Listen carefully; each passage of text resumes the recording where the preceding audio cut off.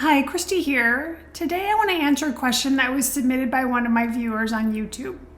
She wants to know, how long shall I hold my fingers? And she asked me to make a video about it. So here we go. Not just fingers, but anything in the ancient healing art of Jin Shin Jyutsu, similar to acupuncture using gentle touch instead of needles. There's lots and lots of self-help in Jin Shin Jyutsu, but how long do you hold things? How long do you hold those fingers? So I'm going to tell you 5 ways to determine how long to hold things. Number 1, you can do it based on time. You could do 5 minutes somewhere. And in the classes that I took, there was talk about practitioners who would hold Safety Energy Lock 1, which are the points behind the inside back of your knees, for an hour every day for a year. I'm ambitious. I thought I would try to do that. It's just not that comfortable for me to hold those positions for a whole hour. So number 1 is time. Number 2 is breath.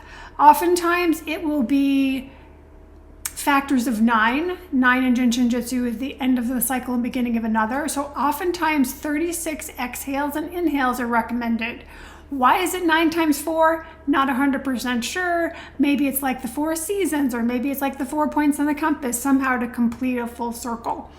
That's my assumption. Number 3, use your intuition. You could be holding some points and be like, oh wow, I feel so much tension. And then you're like, yeah, I think I'm done. This feels good enough. I'm gonna stop now. So number 4 is pulsation. This is what we do as practitioners when someone is on the table. We're holding 2 points. Let's say I'm doing the liver and I'm holding the 2 points for the liver, the 4 on the back of the head and the 22 at the same time. And I can kind of lean in just to what the pulsation feels like. And right now, my 22 is pulsing harder and faster than my 4. So I would simply stay here with these points until the pulsation, and it doesn't have to be the same every time. Sometimes it'll be softer, sometimes more pounding, but you want them to be at the same frequency and the same sort of intensity. And if you keep holding, it may pass through that and you may have to wait again to come to another one. But that's number 4. Number 5 is symptom relief. The other day, my husband and I he said something to me that I got really mad about. And I went and I sat where I usually meditate and I held my middle finger. And as usual with me, when I hold my middle finger, it probably took 20 seconds to go whoosh and kind of move through my system.